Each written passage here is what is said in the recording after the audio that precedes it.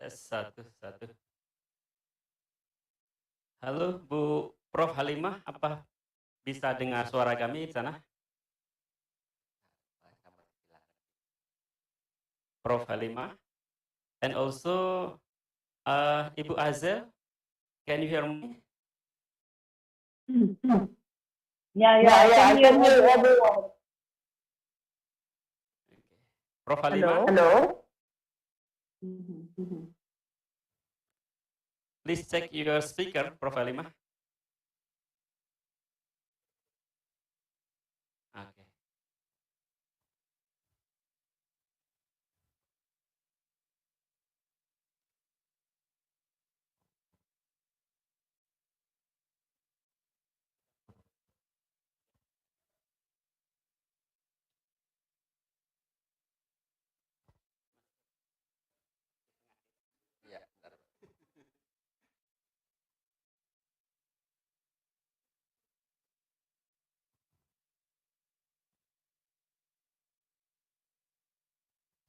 Okay, thank you, ladies and gentlemen. Finally, we arrived at the core of the event, the presentation of our presenters. On the first, Professor Dr. Halimah Abdul Manap from School of Government, University Utara, Malaysia, will be presenting local government development in Malaysia perspective. Good morning, Professor Dr. Halimah. Okay. And the second, Ms. Hazel Sofita, PhD, from Mindanao State University, Iligan Institute of Technology, Philippines, will be presenting local government development in Philippine perspective. Good morning, Ms. Hazel. Hello. Hello, good morning, Miss. Hello. Okay, I can hear your voice. And this morning, Mr. Daryono, PhD, will be our moderator. And Mr. Daryono, PhD, the time is yours.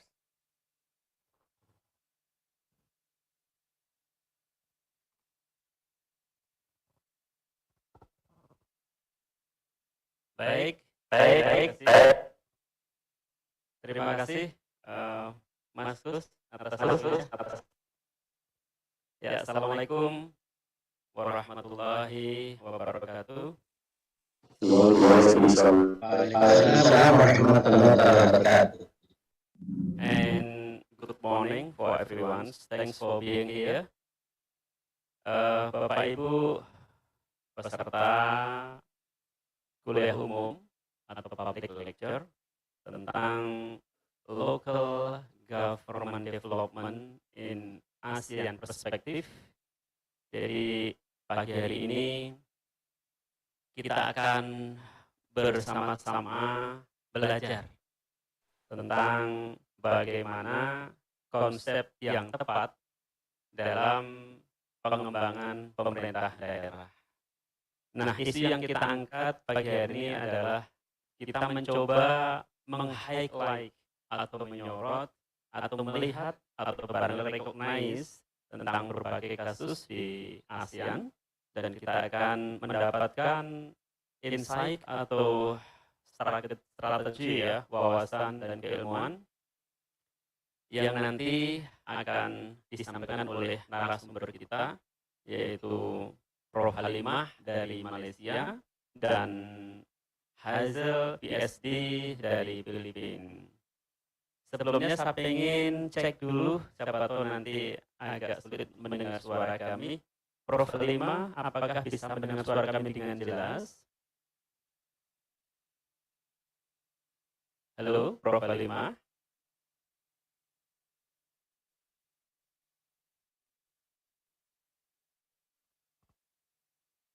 Sekali lagi, Prof. Halimah, apakah bisa dengar suara kami dengan jelas? Jelas, Pak.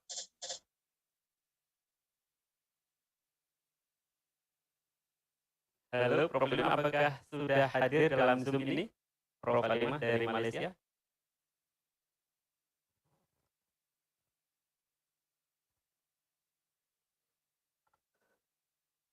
Ya, bisa dicek suaranya Prof. Halimah, karena kami belum bisa mendengar suaranya Prof. Halimah.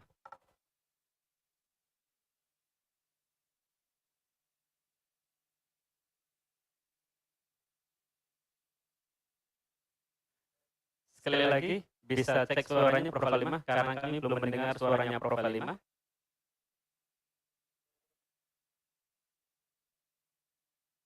Kami belum bisa mendengar suaranya Prof. Halimah.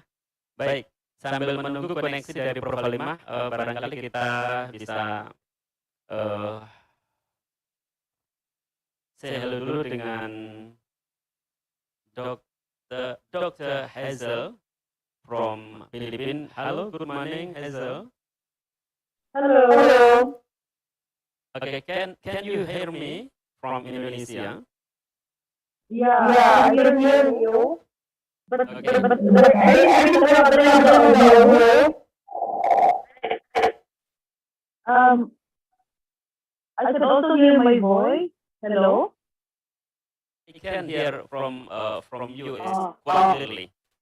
All right. How about this? Hello. Okay, it's okay. All right. I want to Prof. Halimah, but no response from her. So I think it's better we can start from you first. After that, we invite Prof. Halimah to be second speaker. Okay. No problem. Okay. Yes, I want to introduce who is Hazel Zofita. Yeah, I got some information from you. So now I want to read or introduce about you based on the curriculum vitae that you sent to me some days ago.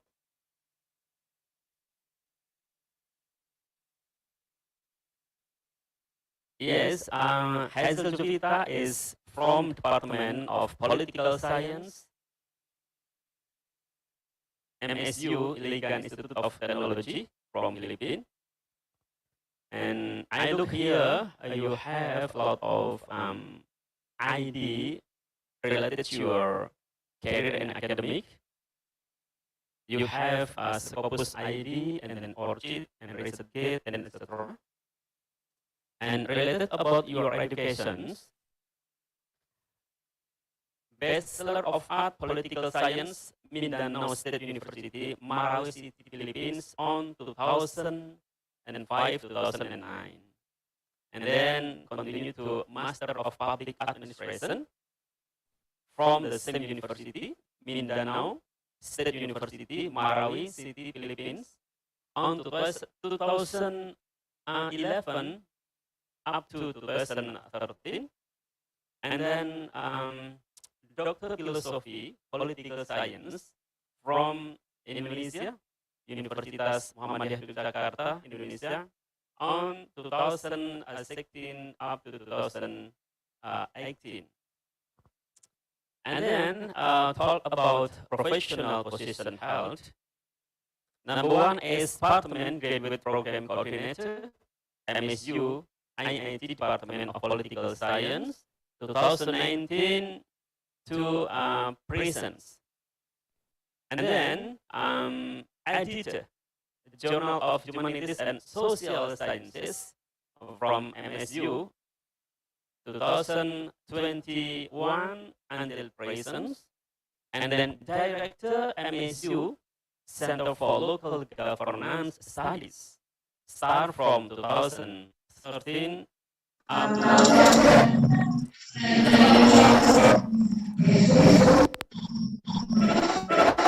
and then continue 2019 until 2022. And also, I got here information is quite proud about professional award. Number one is Outstanding Faculty Research 2021 during the MSU IIT program on award and incentive for service excellence. And then highly commended paper Digital Policy Regulation and Governance, Literary Award winner 2020, with title How Do Government Regulation and Policies Respond to the Growing Online-Enabled Transportation Services in Indonesia, the Philippines, and Taiwan. And also about her publication, a lot of publication. I just want to read the best publication. The current publication in 2021. The title is Can Combine Marketing and Planning Oriented of Community-Based Social Marketing, CBSM, project successfully transform the slum area to tourism village, case study in Jodipan, Colorful Urban Village, Malang, Indonesia, Journal of Non-Profit and Public Sector Marketing. And also, Ms. Hazel, a lot of project and research. I think is too much when I write it to read here. So it's better is we give time for Ms. Hazel to present about her presentation. Hello, Hazel. Hello. Yes. Time is Good your morning. present. Yes, to present your presentation. Okay, please. All right. Can we check my audio? It seems I can hear my voice back whenever I speak. Hello?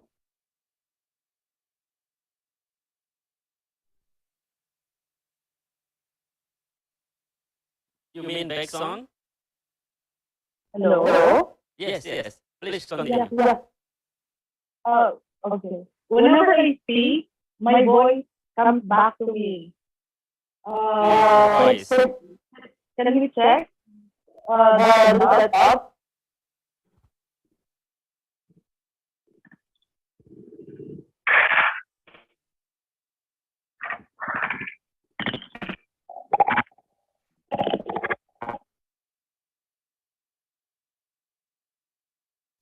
Hello? Please check again. All right. Hello? I can see it seems that I share audio with the entire audience.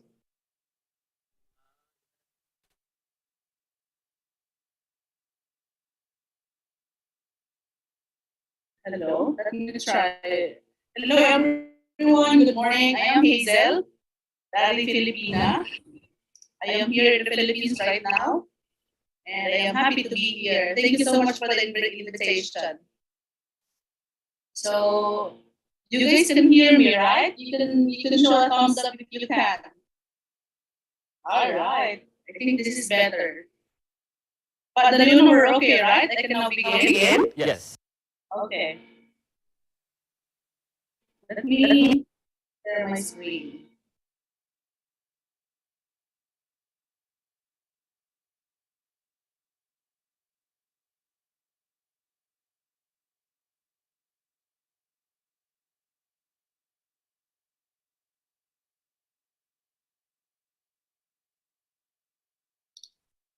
Okay. First, thank you so much, Pat Leon, for a very generous introduction. So, as mentioned, this is the title of my presentation this morning is Local Government Development in the Philippines, Implications of Devolution to Development. Now, if you must be asking, where am I located? So, I am here in the Philippines, in Iligan City. So, we are in Mindanao, and I am situated at the northern part of Mindanao. Okay. Now, for this morning, my presentation, I was told it will be a 45-minute presentation. So it will cover first a brief historical background of the Philippines, because we understand that development. It's important to understand current setup and even our ways forward as a society, and also it's like the blueprint of local governance in the Philippines, or local government systems in the Philippines, are all indicated in this particular code, which was published in the country on 1991. And of course, there will be updates in local governance, particularly on the DILG-led initiatives. Now, the DILG, or the Department of Interior and Local Government, is the ministry in the Philippines that oversees local government processes. And then lastly, most important updates are the Mandanas ruling, Mandanas Garcia ruling. This was in 2020, and also the BARM, or the Bangsamoro Autonomous Region of Muslim Mindanao, when they were granted full autonomy in 2019. Let us begin. So this is the Philippines during the pre-colonial era. Now, pre-colonial, we need to say this pre-colonial Philippines is already autonomous by nature. Every village, every kampung has its own leader, or the datu. And then every kampung has, or village has, at least 30 families, and they are operating independently. So some are they have their own tax collection, they have their own rule making. So everybody is living peacefully because the datu are in understanding with each other. So being autonomous by nature, they have their own handwriting, and then they are free to do trading with neighboring countries. So I believe in the Philippines right now we do have artifacts that shows that we have trading relations with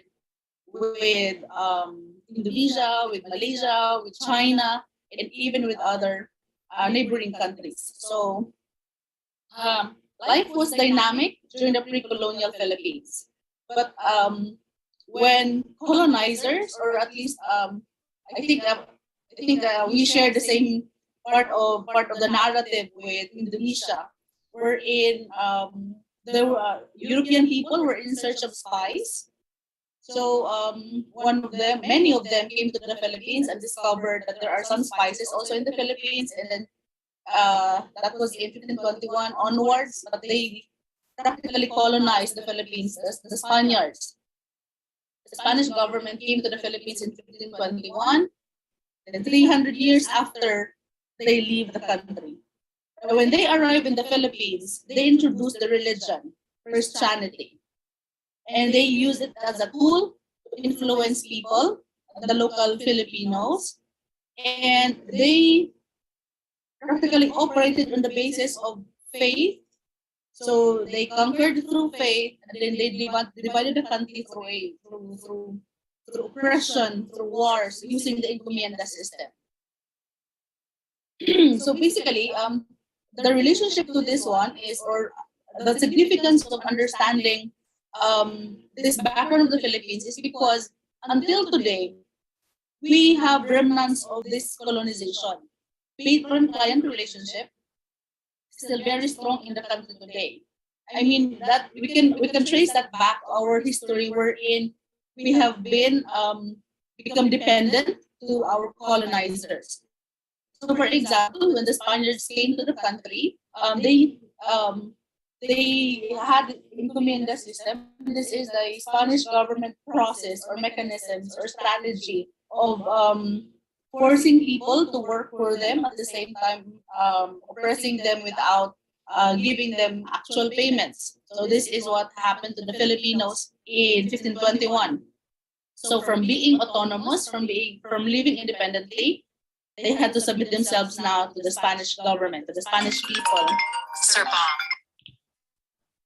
And so yeah, this is the very first phase of making sure that they have control of the country. So they had their policies on tax collection because before they came, tax tax collection was a voluntary practice within villages. So the arrival of the Spanish people, there were town centers, there were rural settlements, or municipal districts. So there was the idea of decentralization, dividing people according to their population or geographical setup. Now, in 1893, there was this Maura law. This is the first attempt towards self-government, wherein the Spanish government gave at least an authority to Filipinos to come up with their own government through through an election of their own people, whoever they choose to lead them. So this was in 1898, and then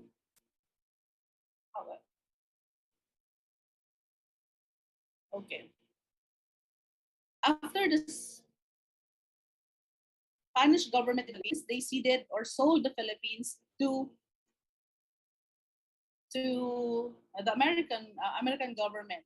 It was or the secession happened through the Treaty of Paris, which was signed in 1898. For a while. Hello, sir. Sir, I am not available right now. Please, I'll call you back. I apologize. It was an important call. I sincerely apologize. Okay, so I cannot. I think my laptop hanged or stopped working. I don't know what happened. Hello.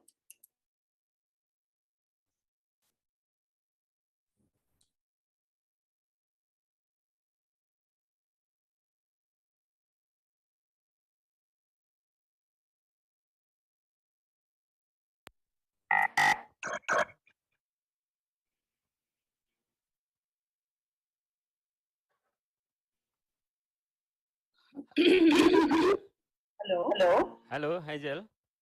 Okay. I- Sorry for that. All right. So when the American period started in the Philippines, they came here in 1898 and then left in 1941. So there were two phases of American period or American colonization in the country. First, they promised education. So they have educated the Philippines, the Filipinos, and introduced American system of doing things. They introduced democracy, they introduced decentralization, and even the idea of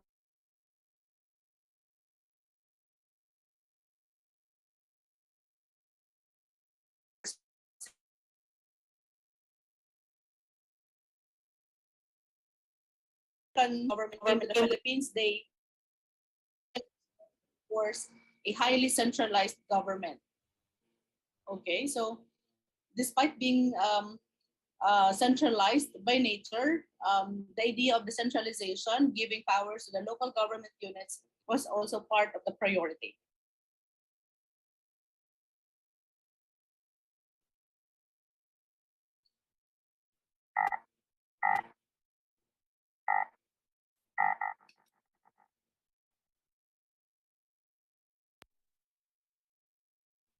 Okay, now after the American period, we had more or less independence in 1898. But the whole history of the Philippines was very colorful.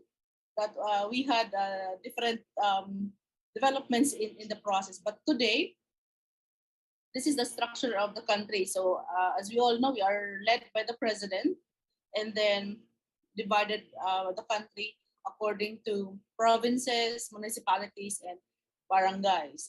Among those more developed municipalities, they were able to come up with a component cities. And then also, we also have autonomous regions. So here in the Philippines, we have two autonomous regions, the Bangsamoro Autonomous Region of Muslim Mindanao and the Cordillera Administrative Region. And of course, there are independent cities, independent from the control of the provinces. Now, as mentioned, in 1987, the Philippines ended the dictatorship of Ferdinand Marcos and adopted a new constitution, a democratic constitution, the liberal constitution, which highlights freedom, which highlights human rights, at the same time, the real essence of local autonomy, as they say. So in 1962, UN defined local governments as political subdivisions of a nation or state. Now, the Philippines is a unitary state, meaning to say that all powers are centralized or are controlled or are centered at the office of the president. Meaning to say that the supervision over local government units is done by the national government. The idea of being of adopting decentralization in the context of a unitary state can be very interesting to analyze, because all powers at the local government units are temporary, subject to supervision of the national government. Whenever there are crises in the Philippines and then local government units are unable to cope and to address the crisis, the president can take over and declare a martial law in order to control, contain the crisis, and for the national government to take over and restore stability. So part of the innovations along the lines of democracy is from 1987 Constitution, they came up with Local Government Code of 1991. Again, the focus is local autonomy to give clear directions for the local government units to govern themselves and to put in practice what decentralization is all about, and also to enhance accountability and improve participative governance. Now, after 1991, we had many things happened.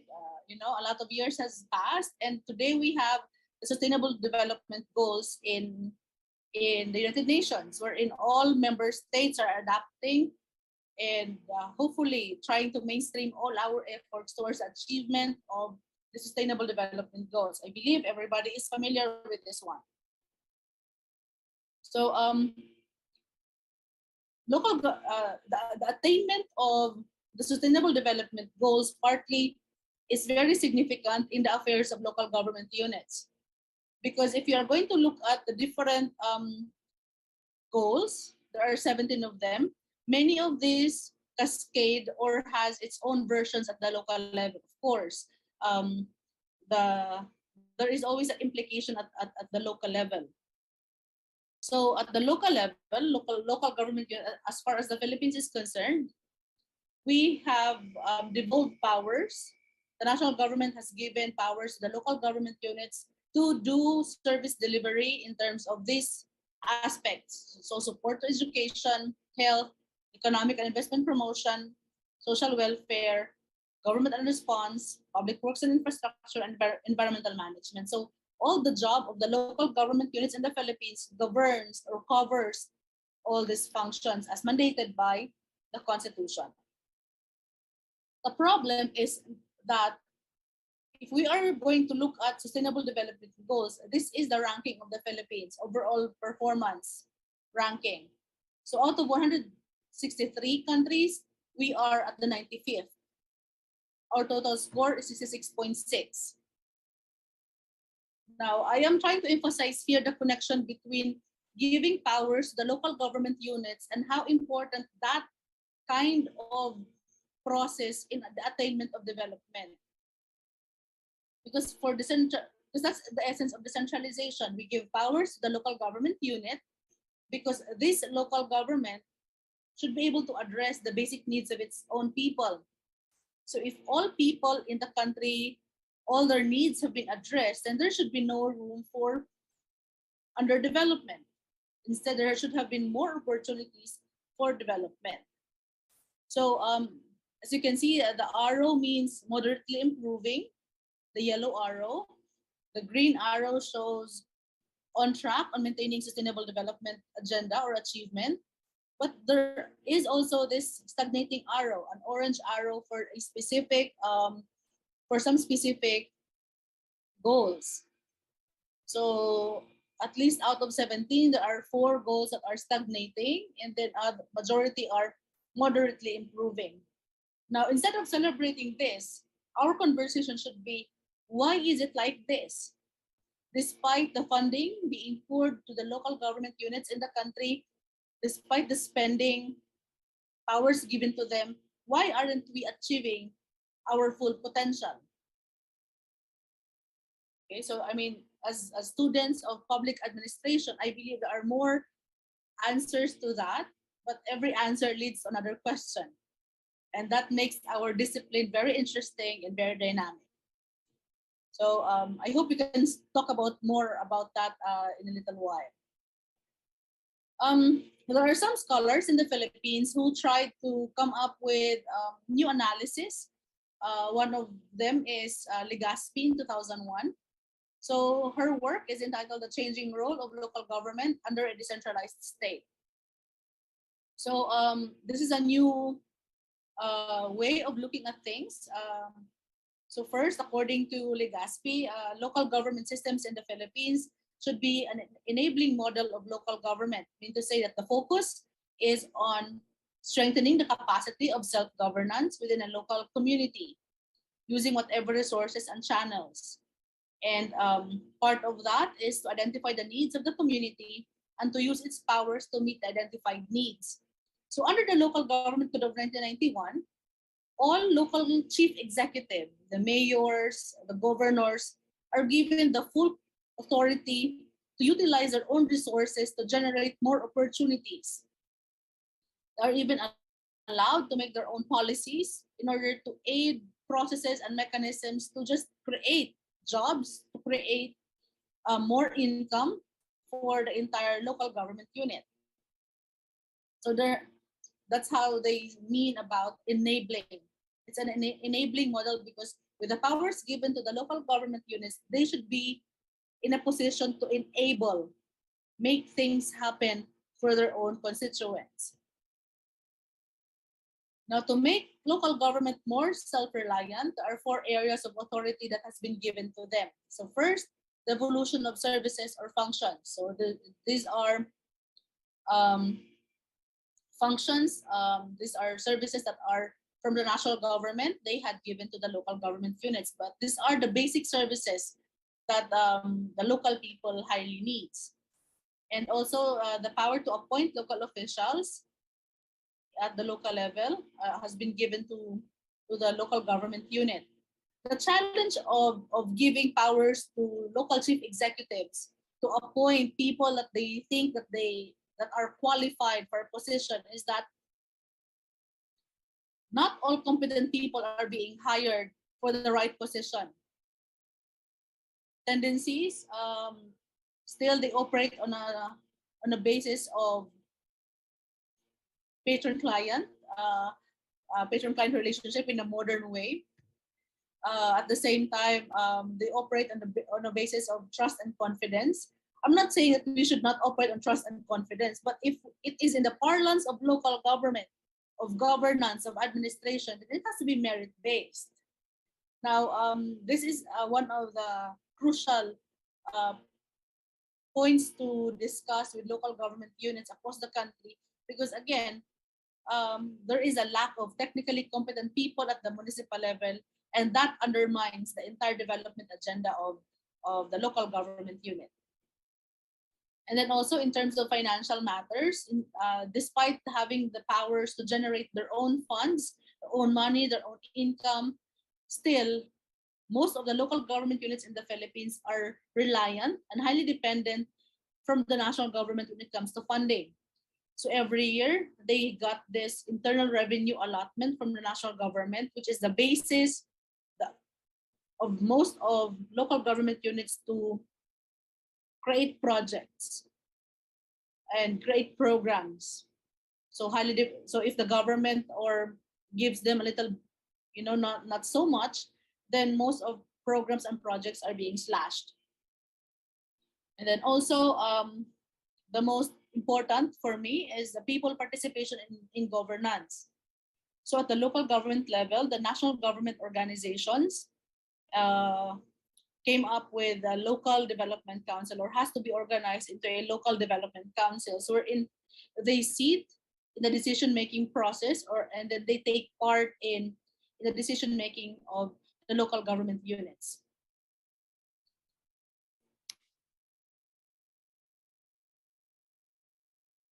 All right, now let me speak more about participatory governance in the country, because I believe this is a significant development.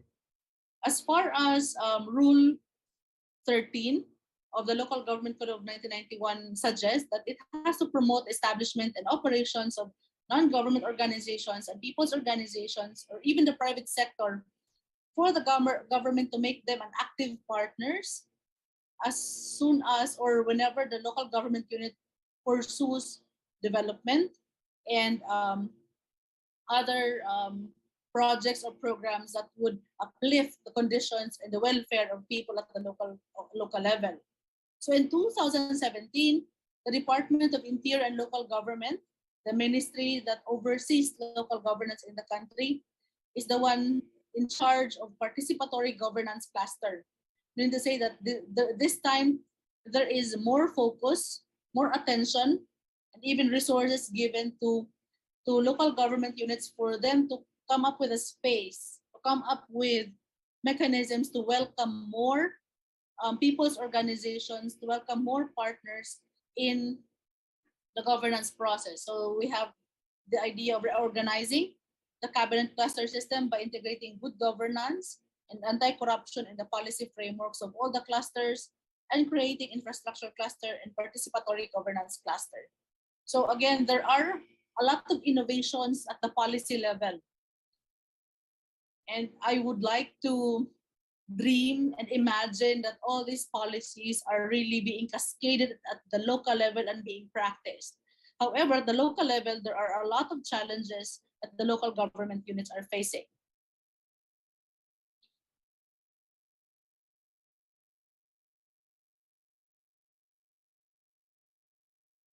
Okay. So again, policy innovations. In 2019, we had in 2018, we also have in 2020, all in the name of empowering civil society organizations to be more active in local special bodies, to be more active, to be more empowered in asserting their space and their right in the resources given to the local government units. Now, in 2021, another policy innovation was released. This time, all local government units are mandated to have or to create an office for CSOs, civil society organizations, and to create and institutionalize the local people's council in every province, city, and municipality.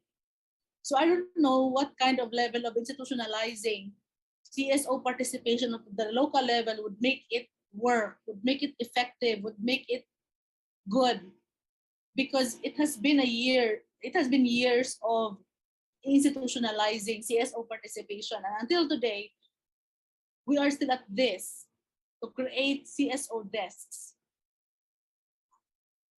I hope this works now, but later on I will share with you a brief experience about this topic.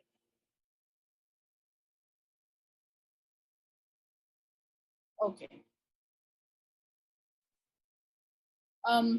So we are now at the innovations created at the local level.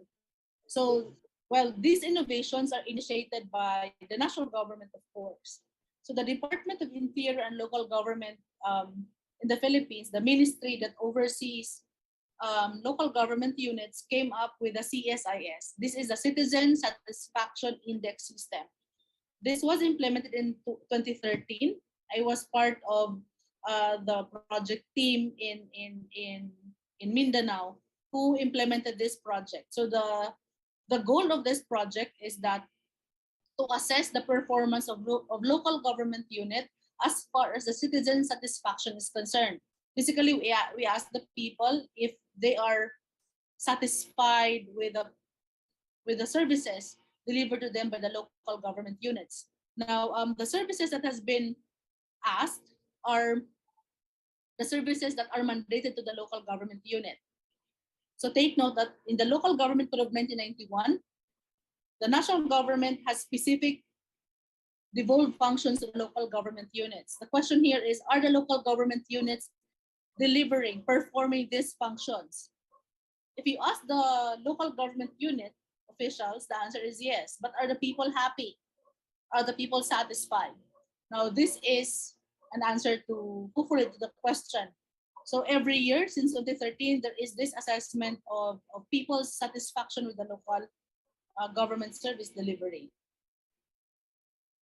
So again, the survey encompasses all the devolved functions at the local level. So for example, for health services, so these are the different services that the local government units are mandated to deliver. And then if you are going to ask people, there is a specific methodology to this. So I'm just trying to show that to you to just for you guys to have an idea of how people at the local government perceive or see the performance of local government officials in terms of public service delivery. So if you can see the rating, some ratings are high, most of them I think, especially for education, but for health, one rating covers or has a low satisfaction.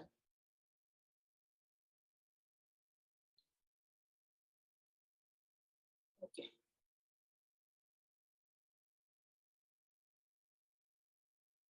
So at the end of the conversation, or at the end of, for example, the survey, the CSIS or of the project, we had to process the data and then, of course, validate. Why is it that there are some or many of the services, for example, in terms of economic and investment promotion, has this kind of score? Now, people would be giving us answers, and some of the findings that we come up during the focus group discussion is that agricultural services are more felt in the present administration compared to the past. So you see in the Philippines, local government officials has to stay in power for only 3 years. 3 years only. So after 3 years, there will be a new election. After 3 years, another election. So I don't know if that would be good, because according to one of the presidents in the Philippines, Manuel Quezon, the 3 years is short enough for a good mayor. But 3 years is long enough for a bad leader or for a bad mayor.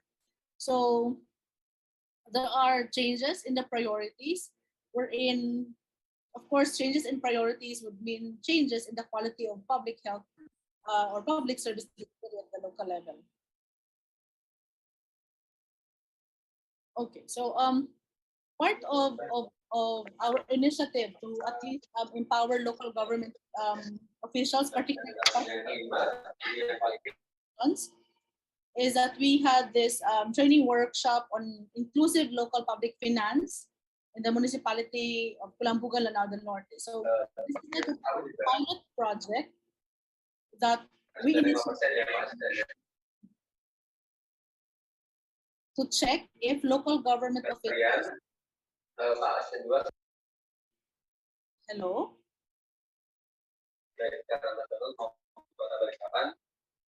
Am I being asked to stop? I'm sorry. Hello? Anyway, so I'm almost done with the presentation. Already. Please go ahead. Okay. So so the purpose of the project is to check if is there really an active space for civil society organizations to be part of the decision-making process.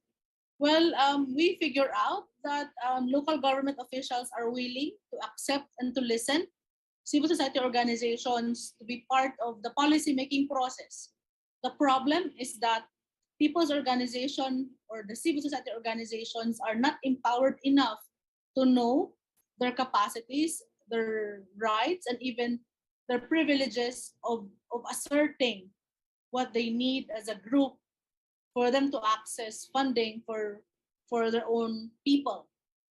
So there is a huge gap between opening the space and for them knowing that yes, they can do a lot of things and then they can assert, they can lobby and get much funding for their own community.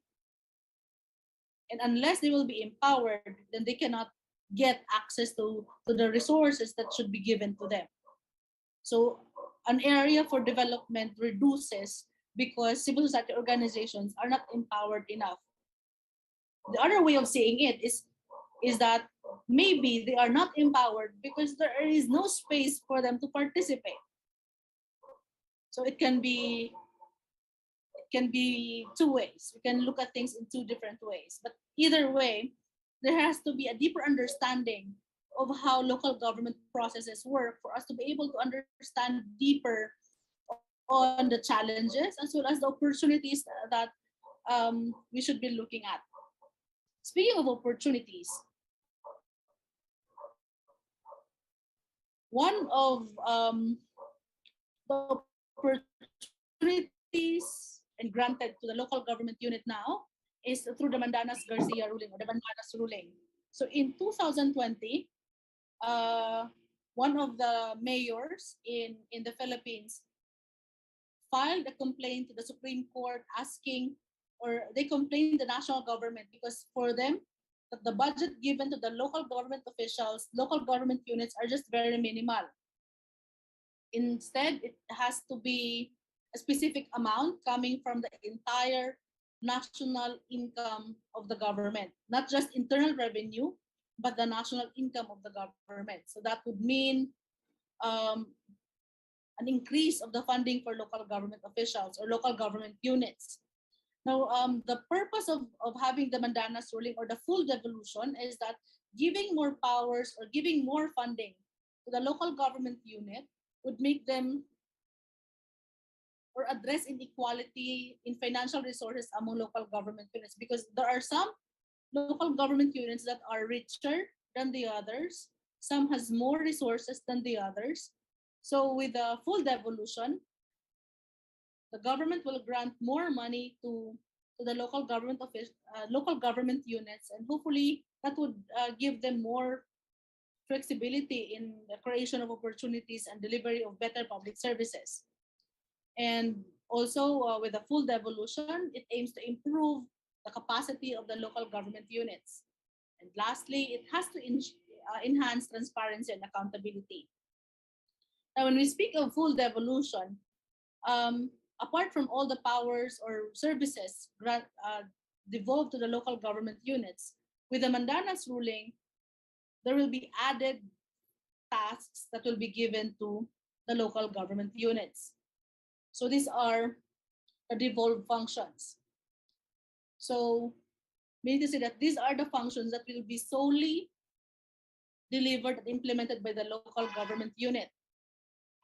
Now, with the money coming from the national government, the question here is that kind of funding sufficient to deliver all these functions and purposes?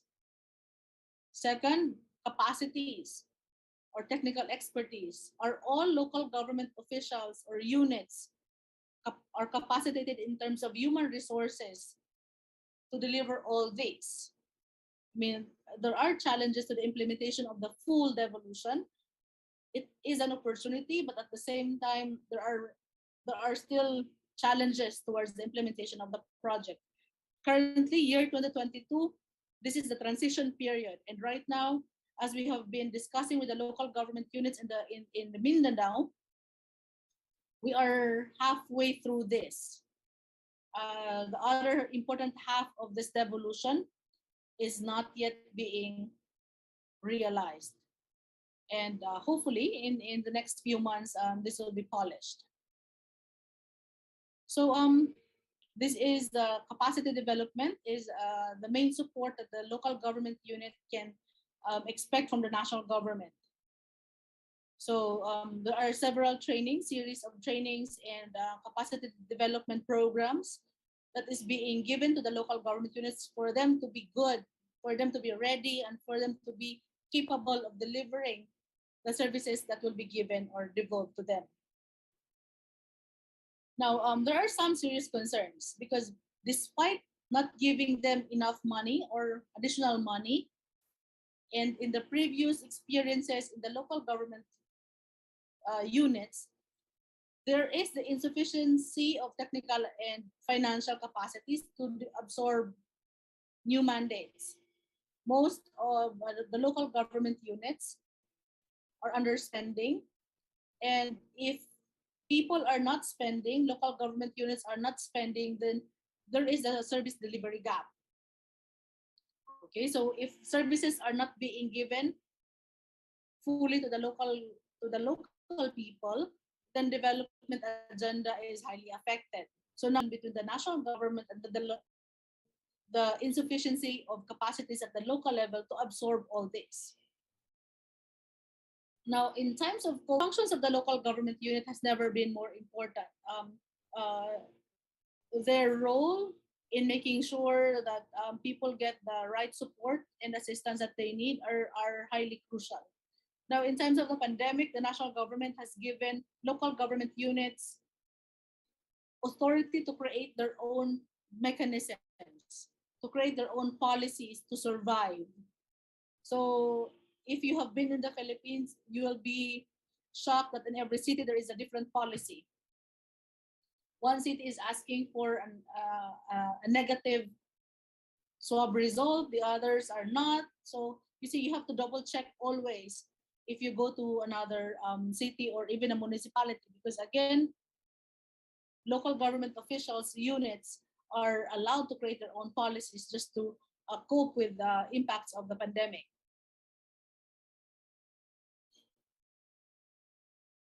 Now, on peace and economic growth in Mindanao, this is one of the most significant developments in the recent few decades. Okay, so in 1987, we had the Freedom Constitution, as I mentioned earlier. Now, when we talk about local autonomy, the Bangsamoro Autonomous Region of Muslim Mindanao are, I think, the least people, the least groups that get access to sufficient funds. And because of that, they feel injustice, and they feel they feel that the government has left them in the efforts towards development. So it has been years of struggle for them to have their autonomy in terms of financial, political, and even economic powers. In 2019, finally, the national government has come up with a compromise agreement with Muslim groups in Mindanao, and then they come up with an arrangement on how to move forward with sustaining peace and making sure that economic growth in Mindanao is achieved. So now we have the Bangsamoro Autonomous Region of Muslim Mindanao. And this is the area that governs the Bangsamoro. So 5 provinces, 116 municipalities, 2 cities, and a total of 2,500 barangays. Now, what does it mean? Well, it means that as far as these people are concerned, they will be responding to the regional government, and the regional government has its own funds and its own resources from the national government to take off on their development agenda, and then eventually assist these member provinces, local government units within the region, the Bangsamoro region, to assist and give them support to their development projects and programs. Now, since 2019, there are significant accomplishments. There is a transitional government. There is a regional budget that has been submitted already to the national government. And then there is already the decommissioning and overseeing of thousands of fighters. Now, of course, if there are accomplishments, still there are challenges. Until today, there are intramural competition among rival groups. So the Muslim groups in the Philippines are not homogeneous. It is composed of at least 13 tribes. Now, failure to come up with a unity among these tribes and within their own people would undermine the peace process. So if there is conflict, then there will be no development. This is the challenge now in the Bangsamoro region to sustain peace and to manage intramural competition within and among themselves. Also, there is the threat of the Islamic State or ISIS, and there are militant groups that are supporting them. Although they are small in number and geographically separated, but still they remain a threat to the peace process and development agenda of the region. Now, for a conclusion, if all these dynamic processes are happening in the Philippines that adopts devolution, decentralization, giving powers to the local government unit, is devolution really necessary to attain development? Do we really need all the powers given to the local government officials for us to move forward despite realities? If the answer is yes, then how should we measure development? How should we understand development? If not, then why do we have to do devolution? So how important is devolution in achieving development? Is it really important at all? Or we can achieve development even if we do not give powers to the local government unit? And as far as local government development in the Philippines is concerned, I think still devolution is necessary for development. Because development, as we speak, do not only talks about economic growth. It's not just about being rich, but the quality of life given to the people should be the measurement of development. So the quality of life, the dignity given to people. So yes, the Filipino nation is still struggling. Local government units do not have the full capacity to perform services in their full potential. But still, most of the Filipinos in the country feel hope and support to the government that we have. And I think to a certain extent, that means development. If you are going to look at the international numbers, we are still far from 163 or 166. We are at 95. So maybe, just maybe, that kind of number still acceptable to the entire Filipino nation. And yeah, until today, we still cherish, we still aspire to have more powers given to the local government officials. And then hopefully in the process, we keep on innovating and then come up with better mechanisms to give them the right capacities to deliver and perform their functions and give the best service delivery to the people, and in the long run, achieve development for the entire community. And I think that ends my presentation. Thank you so much and good morning, everyone.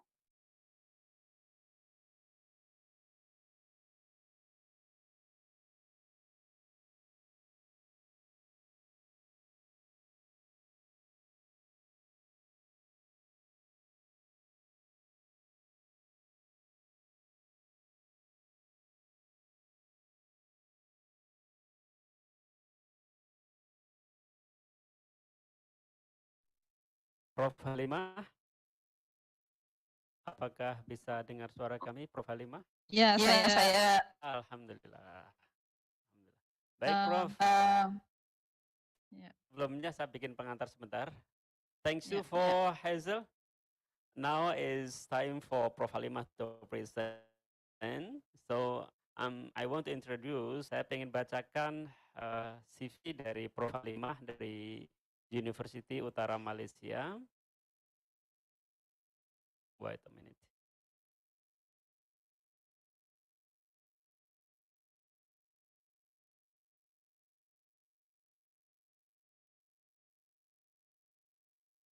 Ya, nama lengkap beliau adalah Associate Profesor Dr. Halimah Abdul Manaf, Office Address, School of Government, University Utara Malaysia. Kemudian Academic and Professional Qualification, Bachelor of Public Management or Public Management on 2001, University Utara Malaysia, Kedah, Malaysia. And then Master of Public Management, 2003, and continue to postgraduate certificate in higher education on 2011 in University of Hull, England. Continue to postgraduate diploma in research training management 2012 at University of Hull, England. And then PhD management 2008 up to 2012 in University of Hull, England. And then continue to postdoc in management as well, 2015 up to 2016 in different university, in University of Exeter, England. Experience to be tutor 2003, University Utara Malaysia, Sintok Kedah, and then to be lecturer 2003 up to 2012, University Utara Malaysia, Sintok Kedah. Senior lecturer 2012 up to 2016 in the same university, and associate professor 2016 until present in University Utara Malaysia, Kedah, and also visiting professor October 2016 until present. And now her position is Dean School of Government, UUM, start from 2021 until now, and also Deputy Dean School of Government. Field of specialization, human resource management in public sector, and current research interest in the three field of research. Number one is public management, and then the second one is knowledge management, and now her focus on local government. Thesis dissertation, the influence of knowledge sharing of performance among Malaysian public sector managers and the moderating role of individual personality. PhD dissertation, University of Hull, England, 2012. And also many research from her, so I think is we're very proud of Prof. Halimah because you have very, very high level in education. Baik, Prof. Halimah, waktu kita cukup terbatas karena tercipta teknis tadi. Waktu kami persilahkan kepada Prof. Halimah untuk bisa menyampaikan presentasinya. Kami persilahkan Prof. Halimah. Oke, bismillahirrahmanirrahim. Assalamualaikum warahmatullahi wabarakatuh. Dan selamat pagi, salam sejahtera. So first of all, can you hear me? Hello. Yes, I can hear you. Okay. Yes. Okay. First of all, I would like to say thank you to our colleague, Dr. H. Muhammad Noor, Dean of Social and Political Faculty, Mula Warman Universitas Indonesia, for inviting me to be a guest speaker for the session this morning. And I also would like to extend my appreciation to Prof. Dr. Aji Ratna Kusuma as a head of Magister in Public Administration, Mulawarma University. To Mr. Moderator, Dr. Daryono, as well as the host for this morning. And I would like to say hello to speaker Dr. Heather Jovita. See you again. I'm very glad to see you. We are sharing the session this morning. Actually, congratulations and welcome for the new student. I assume that in this hall, in this session, we have new student for the Magister Administrative Public. So welcome, and I believe that this is the right program for you to enroll, and looking forward to have another session that probably we can discuss more in the physical meeting. So for this session, I would like to share my experience in terms of the development in local government, specifically in Malaysia.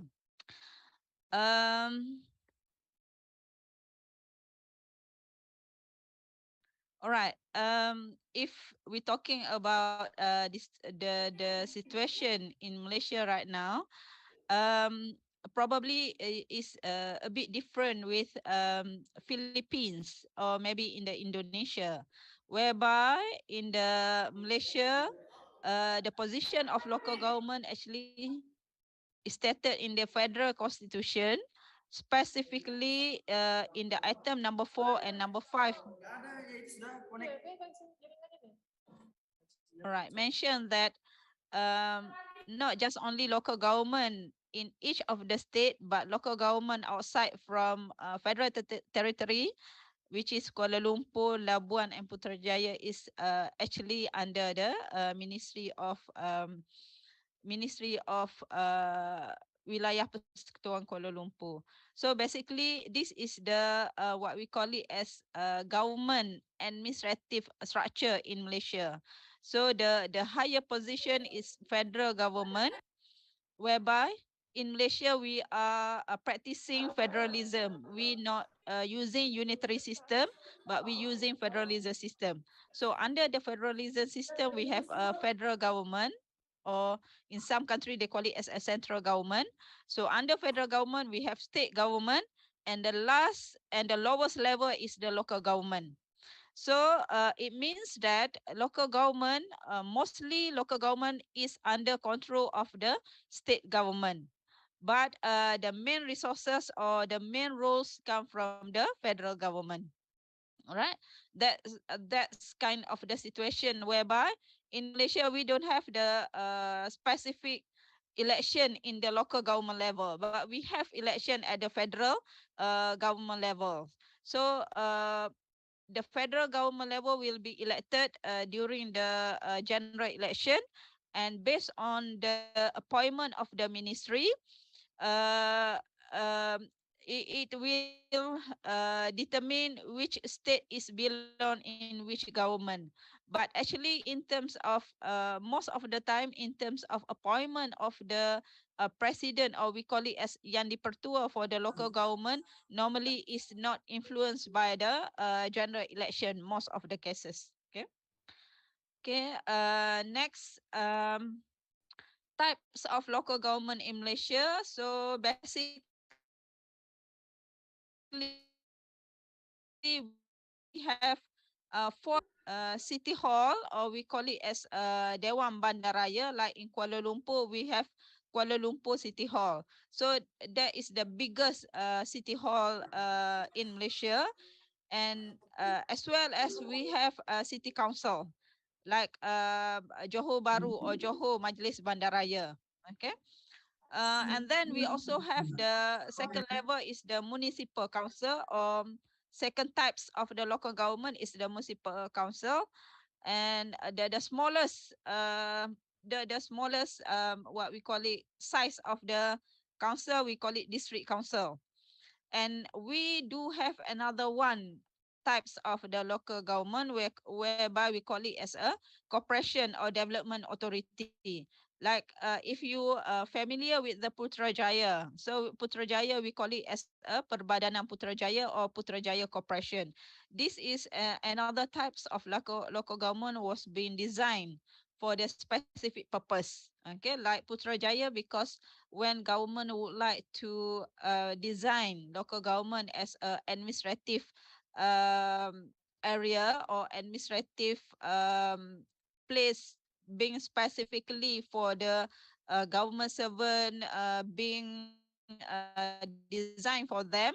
So this kind of the cooperation or development being established due to some reason or purpose. And I do have another example in Kedah itself. We have Kulim, uh, Kulim High Tech Park. That's another types of local government in this category because Kulim High Tech Park was being established for the purpose of generating income from investors. So like Kulim High Tech Park was being established to attract more and to focus more on attracting investors to invest on Kuling itself and other areas too. So how we differentiate each of the local government according to their types is based basically in these two category. Is the first one is due to the population of people. If the people on that particular area is more exceed than 500 population, and the revenue, the second category or the second criteria must be having a revenue more than 100 million. So if the city council falling in these two or meet these two categories, then they can appeal or they can apply for city council or city hall. Meanwhile, for the municipal councils, normally the population is exceed than 150,000 population, and their income annual revenue is more than 20 million. So we can say that they is a what we call it as a municipal council. And the last one is the district council. District council is normally established in the rural area.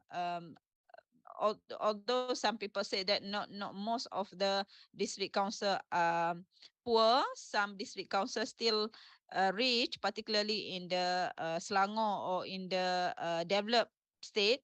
But normally for the district council, their criteria involved with the population not more than 150 million people. Uh, 150,000 people, and their annual revenue not more than 20 million. So this is kind of the category was being designated for the district council. All right. Next, that's in terms of what we